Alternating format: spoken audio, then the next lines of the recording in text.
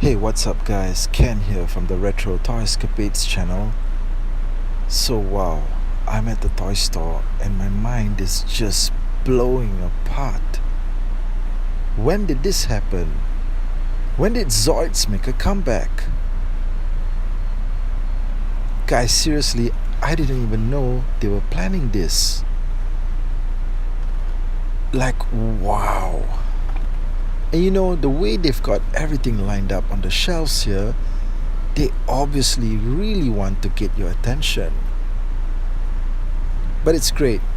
I love seeing toy boxes from a single line all neatly arranged against one big wall. It reminds me of the way toys in the 1980s used to be displayed in stores. Okay, so Zoids, wow, this is one of those lines that I think just about everybody remembers from the time they were growing up. It was one of those toy lines that was sort of always around in the background. Not everyone would invest their time in it, but everyone knew it was there. Actually, the first thing for me that always comes to mind when someone mentions Zoids is the huge, giant, walking T-Rex toy that was the leader of their Guardian team, Zoidzilla. Now that thing was a showstopper for sure. It had battery-operated walking action and its eyes would glow too. If you could only have one Zoids character in your collection, Zoidzilla would need to be it. Now, I never had a Zoidzilla when I was growing up though. It always seemed like something that would be impossible for me to ask my parents to buy.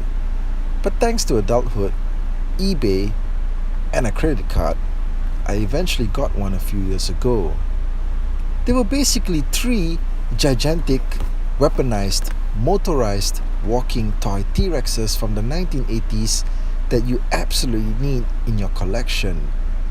One was Zoidzilla, the second was the Decepticon Trypticon, and finally the T-Rex from Dino Riders.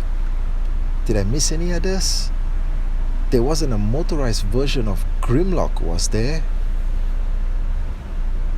So hey, I've always been curious as to why the Zoids toy line wasn't as popular as it was, back in the day. I mean, it had its fans, but certainly nowhere close to the fandom for stuff like Transformers, He-Man, Thundercats, Centurions, Mask, Starcom. It was probably more popular than the GoBots though. So what's the deal? Was this toy line too ahead of its time? And that's why it's been given a chance at a resurgence in our modern era? Now we know that robots were definitely very popular in the 1980s. But maybe for kids to really take notice, the robots would also need to transform. You couldn't just be one form, you had to be two, or three, or in some cases even six. So yes, the overwhelming popularity of the Transformers possibly meant that kids would want every cybernetic and robotic looking character to be able to assume a secondary mode of operation. And the Zoids didn't exactly do this. They did have the ability to walk though, but maybe this just wasn't enough. And then we have the fact that the toys had to be built up and assembled. You didn't have a package that you could just open up and it was ready to go. Nope, you had to put some work into it. Now, I'm not saying that 80s kids were lazy, but maybe with the way toys of the era were marketed, in that you had to get into the conflict straight away. I mean, everything was a conflict. Autobots battled Decepticons. He-Man fought Skeletor.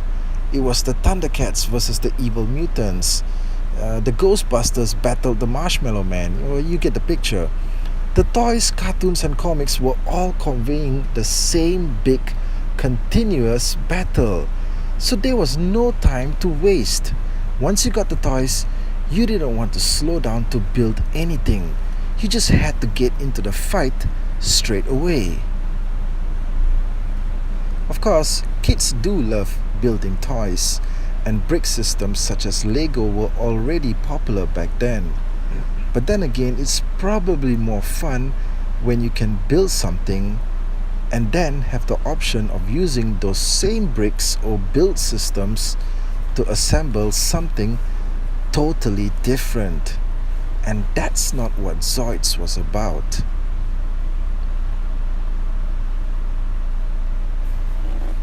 So I actually want to hear what you guys think of Zoids in general.